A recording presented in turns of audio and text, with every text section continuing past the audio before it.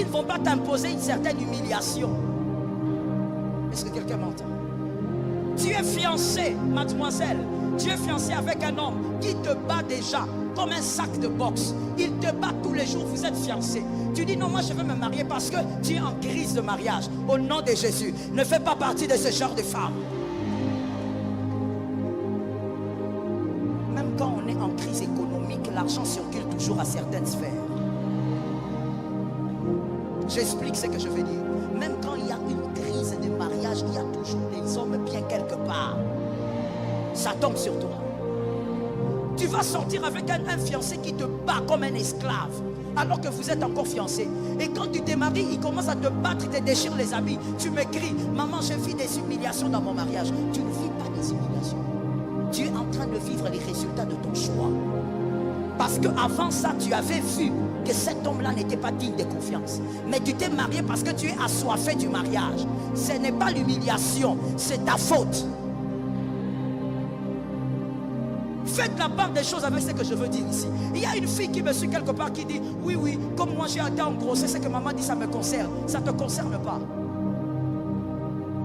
Ce que tu vis là, ce sont les erreurs de la vie que tu dois corriger maintenant en prenant des bonnes décisions pour le futur.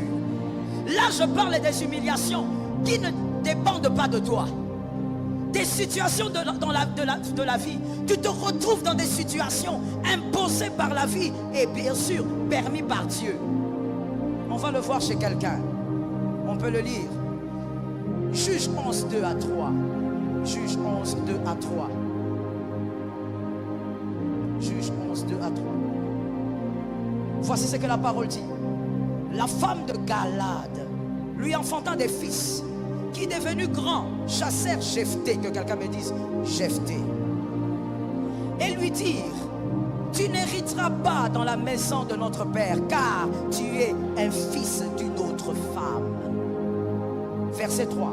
Et Jephthé s'enfuit loin de ses frères, et il habita dans le pays de Tob. Les gens de rien se rassemblèrent auprès de Jephthé, et ils faisaient avec lui des excursions. Parole du Seigneur. Ça, ce sont les humiliations que Dieu permet que la vie organise. Jephthé se retrouve humilié. Pourquoi? À cause du choix de sa mère. On dit à Jephthé: tu ne vas pas hériter avec nous. Toi, tu es un fils illégitime. Tu n'es pas le fils du même lit que nous. Tu ne vas pas hériter. Jephthé se retrouve dans l'humiliation, pas parce qu'il a décidé, pas parce qu'il a fait des mauvais choix, mais il se retrouve dans l'humiliation. Les circonstances de la vie ont placé Jephthé dans l'humiliation. Je parle à ces gens-là ce matin. Toi qui vis des humiliations parce que les événements de la vie se sont organisés pour que tu te retrouves dans l'humiliation. C'est à toi que je m'adresse ce matin. Et le Dieu des miracles va te parler ce matin. De dire que ce qui t'arrive n'est pas encore la fin. Que quelqu'un me dise: ce qui m'arrive n'est pas encore la fin. Jephthé n'a pas choisi. Jephthé s'est retrouvé. Je parle à ceux qui se sentent humiliés parce qu'ils se sont retrouvés dans l'humiliation. Je parle à celui-là qui ne sait pas comment, mais il se retrouve dans une position où il n'y a personne qui peut l'aider, mais tout le monde l'humilie et le rejette.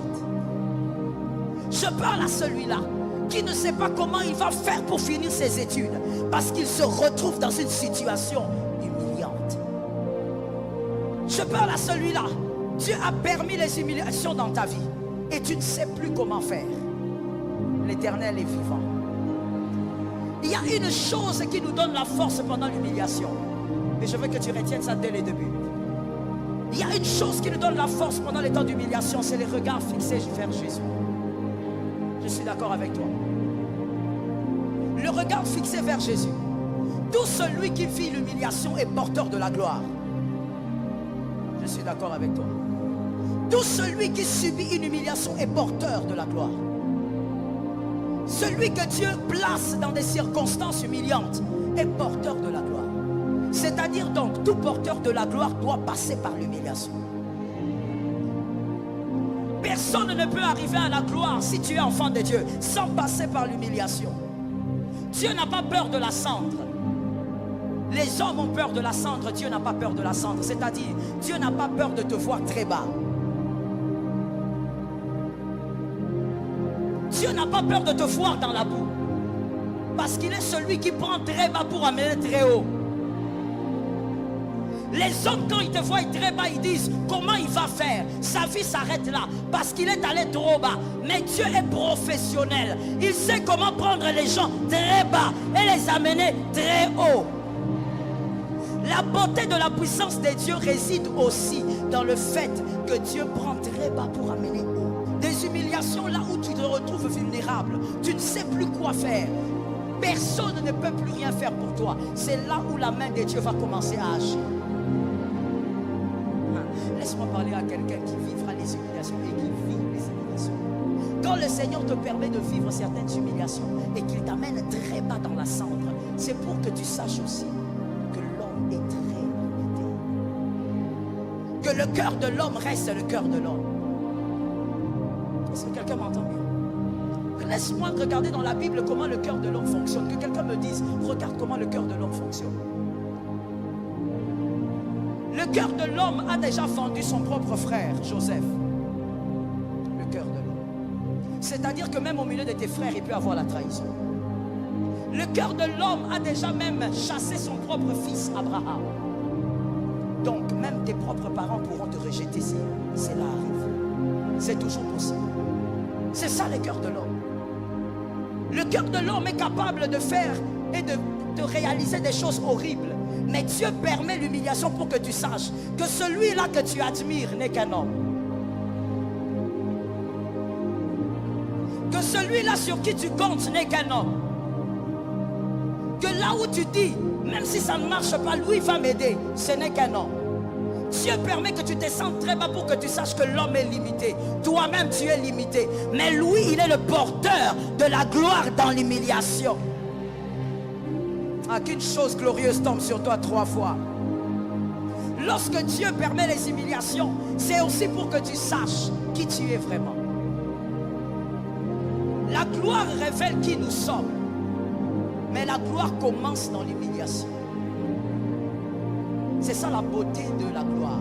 La gloire est cachée dans l'humiliation. C'est comme un gâteau dans lequel on cache quelque chose. Dans l'humiliation est cachée ta gloire. Et dans l'humiliation, c'est là qu'on sait qui tu es vraiment. Les types d'humiliation qui s'attachent à toi définissent qui tu es. Voilà pourquoi tout le monde ne peut pas être humilié de n'importe quelle manière. Il y a des gens que le Seigneur va épargner. Parce que si tu arrives à être humilié comme ça, tu vas abandonner Dieu. Mais il y a des personnes dont la gloire est grande. Et Dieu permet une humiliation aussi profonde. Est-ce que quelqu'un m'entend? Lorsque Dieu veut aussi que les hommes connaissent ton Dieu, Dieu permet une humiliation profonde. Ça tombe sur quelqu'un. Dieu voudrait que dans cette famille-là, on sache que toi, tu as un Dieu. Je dis quelque chose, mais il y a quelqu'un qui n'a pas compris. Que l'on ne sache pas que tu as un pasteur, qu'on sache que tu as un Dieu. Je le répète encore. Que l'on ne sache pas que tu as un prophète avec qui tu montes à la montagne, mais qu'on sache que tu as un Dieu. Non, je ne suis pas d'accord avec toi. Je dis que l'on ne connaisse pas le nom de ton pasteur, mais qu'on connaisse le nom de ton Dieu.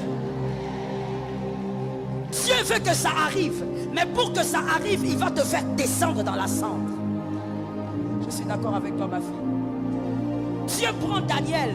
Daniel priait déjà 3 fois par jour. Qui a dit Amen? Daniel était très sérieux avec les choses sacrées. Qui a dit Amen? Mais Dieu permet que Daniel entre dans la fosse au lion. C'est-à-dire, malgré la prière de Daniel, Dieu prend Daniel, l'introduit dans l'humiliation. C'est-à-dire, ce n'est pas la prière qui empêche l'humiliation. Ce n'est pas le jeûne qui empêche l'humiliation. Mais l'humiliation est l'adresse de la gloire. Quand Dieu veut élever un homme, Dieu place cet homme dans les situations humiliantes. Lorsque Daniel priait 3 fois par jour, un homme très consacré, le roi savait que Daniel avait un Dieu et qu'il priait son Dieu. Mais après l'humiliation, après la fosse au lion, le roi dit, laisse-moi te donner le verset, tu vas le lire à la maison. Daniel 6, 20 à 26. Daniel 6, 20 à 26. Après la fosse au lion, ou pendant la fosse au lion, le roi dit que tout le monde entende adore le Dieu de Daniel. J'ai envie de lancer une phrase dans la vie de quelqu'un. Écoute-moi bien. La consécration personnelle est bonne. Que quelqu'un me dise bonne. Sois un peu rapide. La consécration personnelle est bonne. Bon, tu as commencé, fais mieux que ça. La consécration personnelle est bonne. La consécration par rapport à ta propre vie, c'est bien. Prier chaque fois, c'est bon. Jeûner chaque fois, c'est bon. Mais Dieu ne veut pas se limiter là. Dieu ne veut pas être seulement ton Dieu. Il veut être le Dieu de ta maison. Dieu veut que l'on sache que toi, tu as un Dieu qui peut bénir les nations. Pas bénir seulement ta maison. Il veut être le Dieu de ta famille. Mais pour qu'il soit le Dieu de tout un peuple, Daniel devait passer d'abord par l'humiliation. C'est par l'humiliation que l'élévation de Daniel est arrivée. Même quand vous lisez l'histoire de Daniel, toutes les élévations de Daniel sont passées par l'humiliation. Lorsque Dieu veut te faire monter un peu plus haut, il te descend d'abord. Que quelqu'un dise à son voisin, quand Dieu veut me faire monter, il me descend d'abord. Je peux parler à quelqu'un. Est-ce que je peux parler à quelqu'un qui aime la Bible? Je peux parler à quelqu'un qui aime la parole de Dieu. Lorsque Jésus était sur terre, Jésus opérait dans les miracles, qui a dit oui. Jésus opérait dans les prodiges. Son nom était au-dessus du péché, était au-dessus de la maladie, était au-dessus des infirmités, était au-dessus même de l'impureté. C'est comme ça qu'il guérissait les lépreux. Son nom était au-dessus de toutes ces choses. Mais il n'avait pas encore le nom au-dessus de tout. Sur la terre, son nom était redoutable, mais ce n'était pas encore un nom qui était. C'est-à-dire, quand il était sur la terre, son nom ne permettait pas encore l'entrée dans l'éternité. Mais son nom était au-dessus de la maladie, au-dessus des infirmités et au-dessus de tout problème. Mais il n'avait pas encore le nom.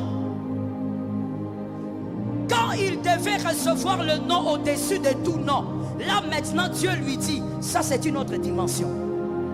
Ça il faut un autre abaissement. Quand tu guéris les malades, Jésus, tu es debout, tu déclares, les gens sont guéris.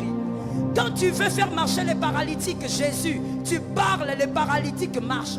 Mais pour avoir le nom au-dessus de tous les noms, il ne faut pas avoir la tunique. Il faut rester nu sur la croix.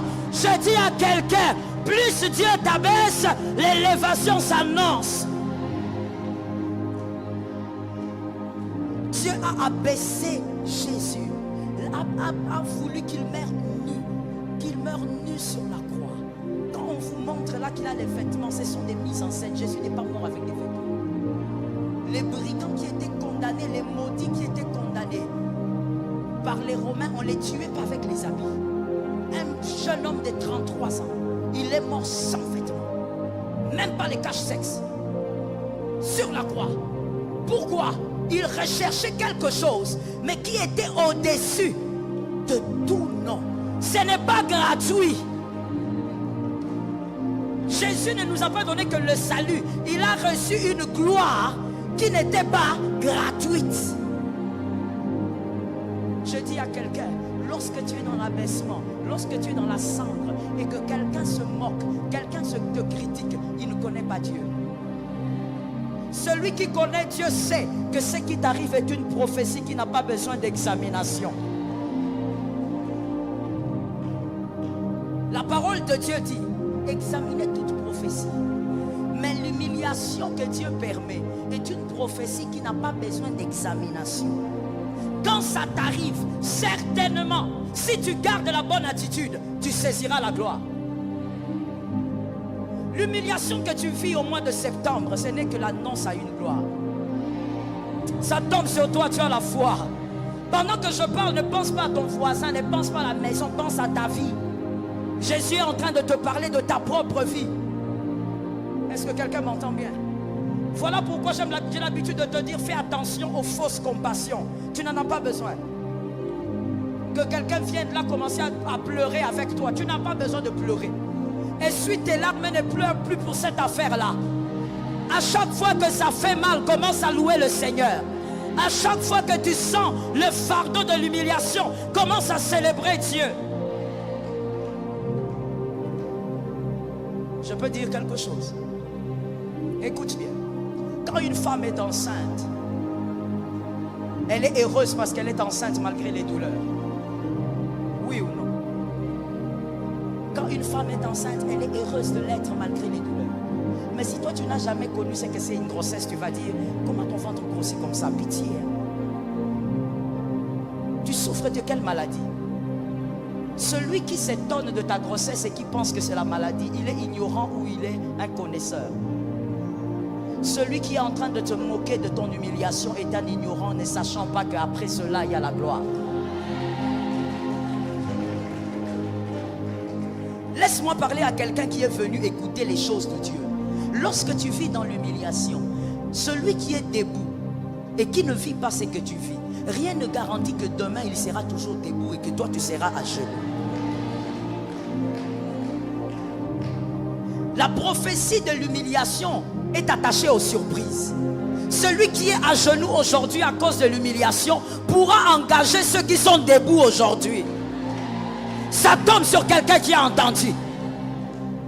Être à genoux dans la position d'humiliation ne veut pas dire qu'on est faible. Ça veut seulement dire qu'on se soumet à la volonté de Dieu à saisir une gloire. Est-ce que quelqu'un entend bien? Celui qui était dans le puits autrefois, je parle de Joseph, n'est pas resté dans le puits toute sa vie. Celui qui était dans le puits, c'est celui qui a nourri ses frères. Est-ce que quelqu'un m'entend bien? Celui qui a dormi sur le Nil, c'est celui qui entrera dans le palais. Là, je parle de Moïse. Celui qui a dormi sur le Nil, non, Moïse a dormi sur le Nil, en proie au crocodile. Mais c'est le même Moïse qui est entré au palais, qui est devenu le prince d'Égypte. Je dis à quelqu'un, le problème n'est pas ce que tu es aujourd'hui. Le problème n'est pas ce que tu vis aujourd'hui. Le problème, c'est ton attitude dans l'humiliation. Parce que ce qui est sûr, celui qui dort sur le Nil dormira dans le palais. Que celui qui a reçu ça dit, c'est tombé sur ma famille. Maintenant, regardez ceci. Celui qui dort dans le Nil, il s'agit de Moïse, est allé dormir dans le palais, n'est-ce pas? Mais celui qui dort dans le palais, qui est le prince d'Égypte, qu'on appelle Moïse, ce n'est pas ça la gloire que Jésus a réservée pour lui. Dieu a réservé plus grand pour lui. Mais Moïse ne savait pas que Dieu avait réservé plus grand. Dieu n'avait pas prévu qu'il soit seulement prince et qu'on lui fasse des courbettes. Dieu avait prévu que Moïse soit capable de manipuler la mer.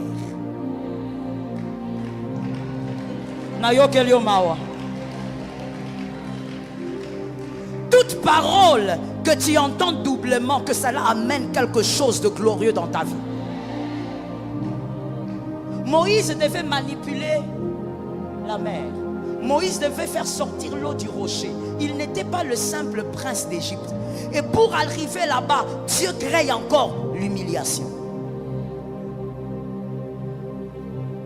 Dis à ton voisin, si tu ne comprends pas la prophétie de l'humiliation, ne marche pas avec moi.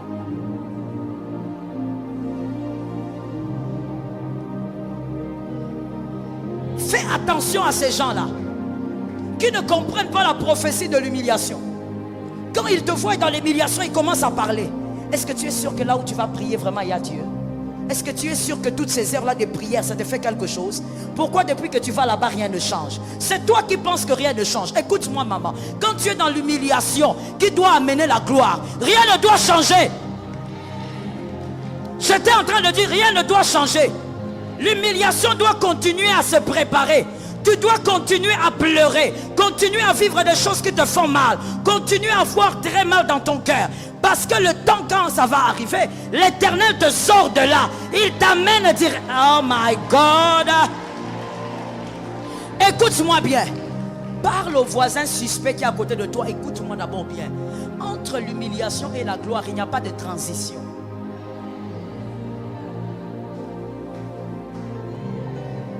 Entre l'humiliation et la gloire, il n'y a pas. Lorsque Joseph quitte le trou, il arrive chez Potiphar, il devient chef chez Potiphar. Toi, tu ne comptes pas cet espace de la vie de Joseph. Chez Potiphar là, c'était pas une transition, il était chef là-bas. Il dormait bien là-bas. Lui-même il dit à la femme de Potiphar, le maître m'a tout donné, sauf toi.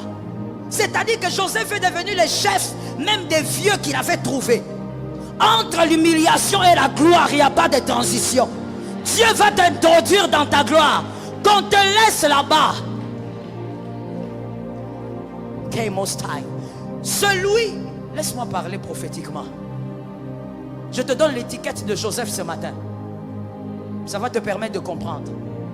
Je dis, je te donne l'étiquette de Joseph. Regarde comment tu me regardes. Je te donne l'étiquette de Joseph ce matin. Écoute-moi très bien. Lorsqu'on te vend par tes frères, celui qui veut te ramener chez Jacob est maudit. Est-ce que quelqu'un m'entend? Lorsque Judas veut te vendre, Ruben veut te vendre, celui qui te dit, oh ma ouais, je te ramène chez Jacob, il est maudit. Il veut limiter ta vie. Toi, tu n'es pas le fils de Jacob seulement. Tu es le ministre de l'Égypte. À 30 ans, tu dois être ministre de l'Égypte.